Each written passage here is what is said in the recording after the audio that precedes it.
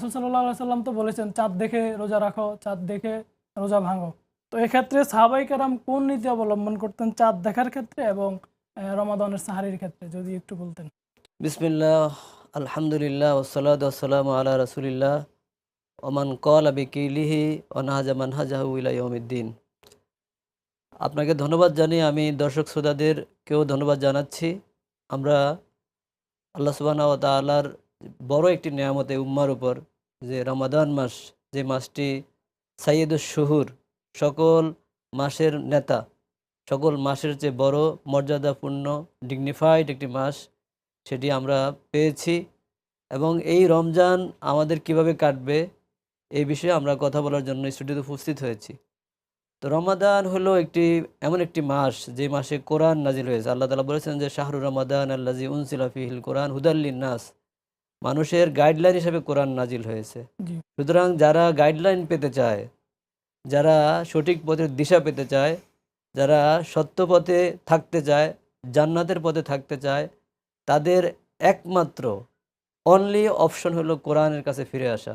এবং কোরআনের কাছে ফিরে আসার মাসই রমাদান। এই মাসে সাহাবায়ে কেরাম কোরআনের কাছে তাদের দেহ মন সব কিছু নিয়ে ফিরে আসতেন। তারা রমাদান শেষ হয়ে গেলে কিছু হারিয়ে ফেলেছেন এই চিন্তা করতেন। তাদের কাছে অস্থির লাগতো যে আমাদের সব কিছু শেষ হয়ে যাচ্ছে, আমরা অনেক বড় গুরুত্বপূর্ণ জিনিস হারিয়ে ফেলেছি। জি, কারণ রাসূলুল্লাহ সাল্লাল্লাহু আলাইহি ওয়াসাল্লাম বলেছেন যে রমজানের মান হারুমা ফাকাদ হারুমা, যে রমজানের বরকত থেকে, মাগফিরাত থেকে বঞ্চিত হয়, সে আসলেই বঞ্চিত হয়, আসলেই হতভাগা হয়। সুতরাং তারা এই রমজান শেষ হলেই আরেকটি রমজান পাওয়ার জন্য, যাতে করে তারা সৌভাগ্যবান হতে পারে, তারা অপেক্ষায় থাকতেন।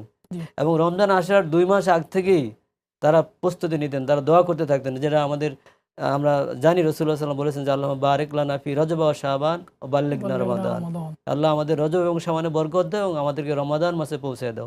তার মানে 2 মাস আগ থেকেই তাদের ভিতরে একটা আনন্দ, একটা আকাঙ্ক্ষা, একটা চেতনা, একটা ফিলিংস তা কাজ করতো যে তারা যাতে করে রমজান পর্যন্ত পৌঁছতে পারে। জি, এবং রাসূলুল্লাহ সাল্লাল্লাহু আলাইহি ওয়াসাল্লাম আপনারা জানেন যে সাল্লাল্লাহু আলাইহি রমজান ওয়াসাল্লাম। মাসে যখন তিনি একদিন মিম্বারে উঠলেন, আবু হুরায়রা রাদিয়াল্লাহু আনহু বর্ণনা করেছেন, সয়দ আল মিম্বারা ফাকালা আমিন আমিন আমিন, 3 বার আমিন বললেন। জি, এবং সাহাবায়ে কেরাম জিজ্ঞাসা করলেন যে সৈয়দটা মিম্বার অকুলতা আমিন আমিন আমিন, কেন এই কথা বললেন? তখন রাসূলুল্লাহ সাল্লাল্লাহু আলাইহি ওয়াসাল্লাম বলছেন যে জিবরিল আমিন আমার কাছে এসেছেন, এসে বলছেন যে মান আদারাকা রমাদান ফালাম ইউগফার লাহু ফাদাখালান নার আবাদাহুল্লাহ, জি, যে ব্যক্তি রমজান পেল, রমজানের সে আমল করে, রমজানে কোরআন চর্চা করে, সাহরি ইফতার করে, নিজেকে ক্ষমা করতে, আল্লাহর কাছে তওবা করে, পাপ থেকে বিরত থেকে মানে নিজেকে ক্ষমা করাতে পারলো না, জান্নাতে প্রবেশ করলো, জাহান্নামে প্রবেশ করতে পারলো না, তার সেজন্য আল্লাহ রহমত থেকে আবাদাহুল্লাহ, আল্লাহ তাকে রহমত থেকে অনেক দূরে সরিয়ে দেন। জি, তখন বলেন, আপনি বলেন আমিন, তখন রাসূল সাল্লাল্লাহু আলাইহি ওয়াসাল্লাম আমিন বলেছেন, রাসূল মাকবুলুদ দোয়া। সাহাবীদের সামনে এই বিষয়টা স্পষ্ট ছিল। রমজান পাইলে যে কোনোভাবেই হোক তাদের যে রমজানের যে পাওয়া, যে থিং, যে অ্যাচিভমেন্ট, সেটা তাদের অ্যাচিভ করতে হবে। জি, তারা অন্য কোনো চিন্তাই করতে পারতেন না।